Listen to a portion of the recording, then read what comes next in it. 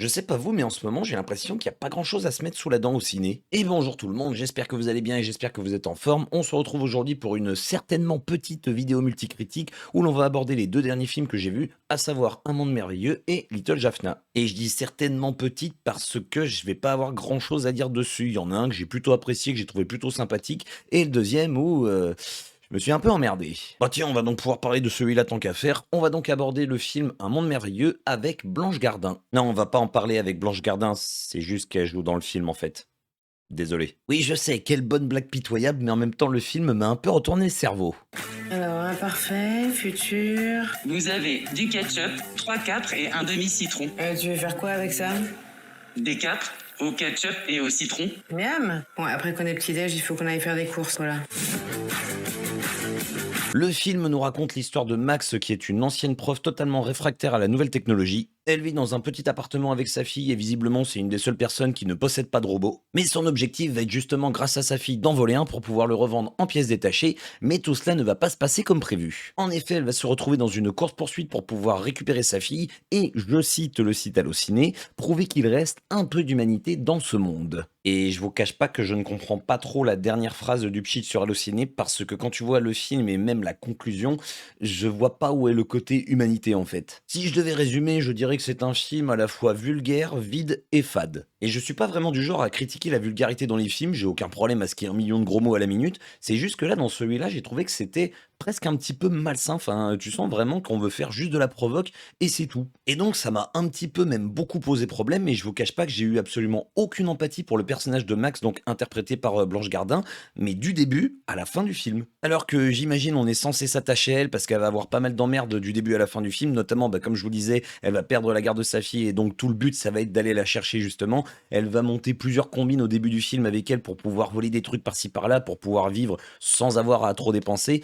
Et le robot va bien évidemment foutre la merde un petit peu dans tout ça. Mais très honnêtement, comme je vous dis, il y a absolument aucun moment où je me suis attaché à elle et où j'avais envie qu'elle réussisse. J'ai juste l'impression de voir une pauvre fille. Alors, c'est peut-être le but du film, j'en sais rien, mais très clairement, j'avais aucune envie qu'elle réussisse à faire quoi que ce soit. Je trouve qu'elle incarne un personnage totalement détestable et je vous cache pas même que par rapport à la conclusion du film, je ne vais pas spoiler, je trouve que ça véhicule un très mauvais message. Et c'est là où, comme je vous le disais, pour moi, il y a un truc qui va pas avec le résumé du film où, soi-disant, on veut montrer qu'il reste un petit peu d'humanité parce que clairement, je ne vois pas à quel moment on essaie de nous montrer ça dans le film. On suit juste quelqu'un qui commet constamment des délits, qui a des problèmes avec la justice et qui s'en fout complètement et qui ne fait qu'aggraver son cas tout au long du film. En plus de ça, comme je vous le disais, elle est absolument totalement détestable, mais aussi bien avec son robot qu'avec les autres êtres humains. Et d'ailleurs, c'est un peu triste ce que je vais dire, mais les quelques pauvres scènes où il y a des interactions entre elle et d'autres humains, c'est presque les scènes les plus ratées du film, alors que pourtant, je pense qu'elles peuvent se compter sur les doigts de la main. Et je dis ratées dans le sens, on n'y croit vraiment pas une seule seconde. Le moment où elle se fait choper, t'as pas du tout l'impression qu'elle essaie de se débattre pour prendre la fuite.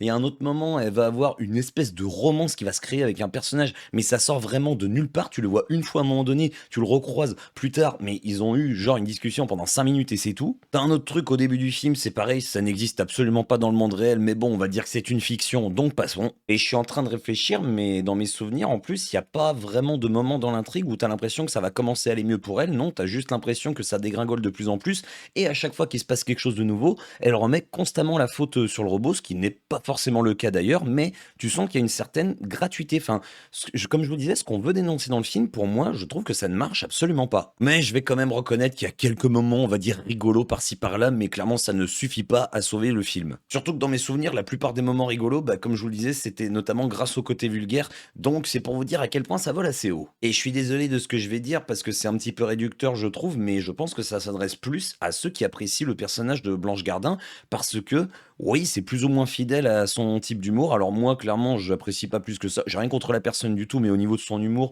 clairement, sans plus. Donc oui, je pense que si vous appréciez son côté un petit peu nonchalant et son côté vulgaire, bah oui, ça pourra vous permettre éventuellement d'apprécier le film, mais pour les autres, clairement, passez votre chemin. Surtout qu'à côté de ça, je suis désolé, mais il y a vraiment pas grand-chose qui sauve le film. Alors promis, après, j'arrête de cracher dessus, d'autant plus que, oui, j'incendie un peu le film depuis le début, mais c'est pas pour autant le pire film que j'ai vu cette année. Mais faut dire ce qui est, que ce soit au niveau des décors, au niveau des musiques, au niveau de l'esthétique, au niveau du travail des personnages, du scénario, ce que vous voulez, je trouve qu'il y a vraiment pas grand-chose à en tirer. C'est pour cela que, sans plus attendre, nous allons pouvoir parler du deuxième film qui s'intitule Little Jaffna. Rinnantan murien näille teille, kun puhutte. Haunuri ja reality.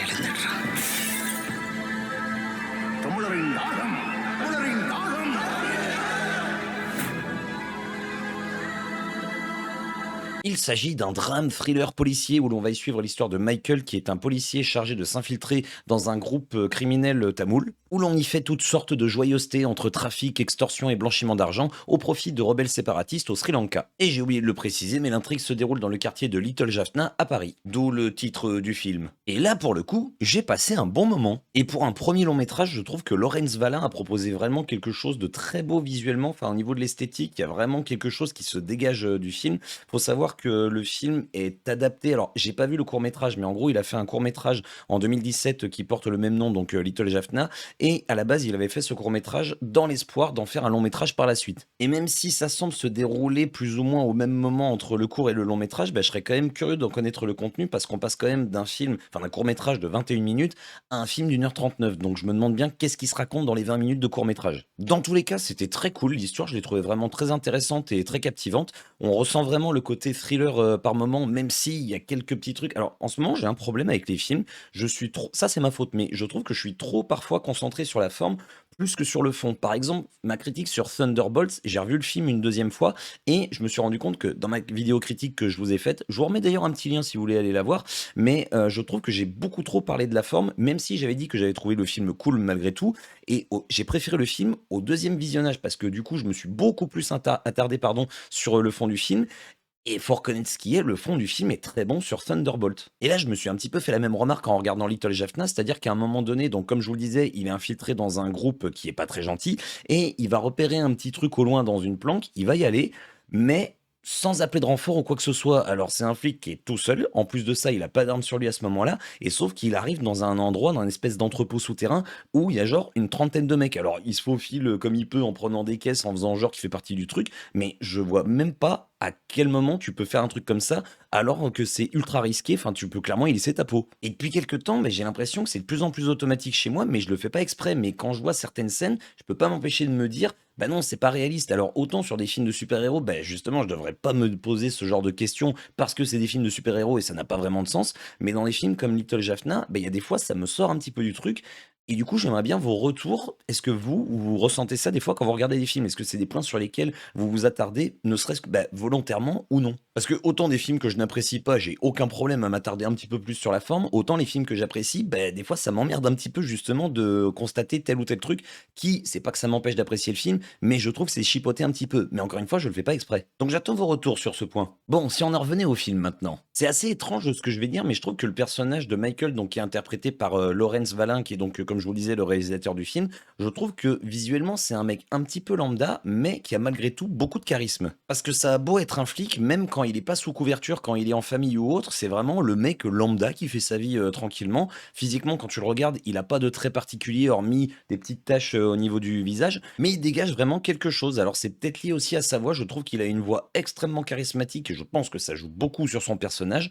Donc très plaisant à suivre toute son aventure du début à la fin du film, comme je vous le disais. À côté de ça, tu sens très clairement qu'il y a une volonté du réalisateur de nous montrer un petit peu toutes les traditions indiennes, que ce soit au niveau de l'engagement au sein de la famille, au niveau de comment ça se passe quand ils font des repas communautaires par exemple, au niveau de la religion, ce genre de choses. Enfin, il y a vraiment quelque chose d'intéressant qui se dégage de ce film. Et malgré le contexte du film, il y a presque à côté un petit peu dépaysant par moment, si je puis dire. Parce que malgré tout ce qui se passe dans le film, parce que oui, comme je vous le disais, par rapport au sujet traité, le film est pas vraiment joyeux dans le fond, il y a quand même quelques passages qui, eux, le sont, et où tu vois justement toute cette communauté indienne qui fait, qui célèbre je ne sais quoi, un anniversaire, qui fait juste un repas de famille ou autre. Donc il y a vraiment une belle opposition, je trouve. Enfin, c'est assez intelligent la façon dont ça a été fait au niveau de la réalisation. Un petit regret que j'aurais, ce serait encore une fois, en partie à cause de la bande-annonce, c'est que dans la bande-annonce, on nous montre quelques séquences, enfin deux notamment, qui sont assez jolies, assez travaillées sur le plan visuel, et je m'attendais à ce qu'il y en ait régulièrement comme ça tout au long du film.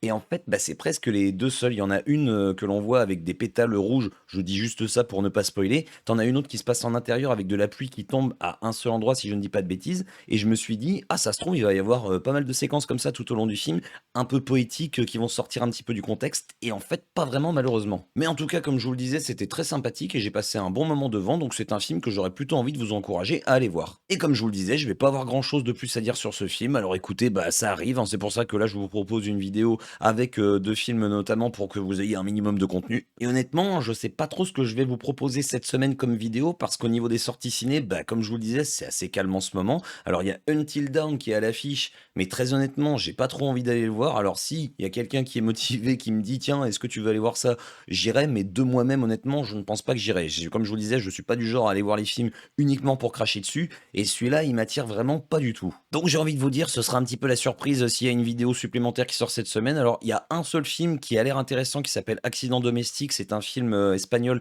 qui a l'air d'être un mélange entre thriller et comédie. Je sais pas à quel point il va être diffusé, donc si jamais j'ai la chance d'aller le voir, eh bien j'irai et vous aurez peut-être une vidéo dessus. Ah non, il y a le nouveau Destination Finale qui sort aussi. Ah bah c'est bon, vous en faites pas, vous aurez du contenu. Dans tous les cas, j'espère que cette petite vidéo multicritique vous aura plu. N'hésitez pas encore une fois à me laisser un commentaire si vous souhaitez réagir à ce que j'ai dit sur tel ou tel film. N'hésitez pas également à vous abonner à la chaîne pour vous tenir au courant de mes prochaines sorties vidéo. Pensez également encore une fois à me laisser un petit pouce comme ceci ou comme ceci. Et une fois de plus, il ne me reste plus qu'à vous souhaiter une très bonne journée, une très bonne soirée et ou une très bonne nuit. Comme d'habitude, prenez soin de vous. Et bisous tout le monde.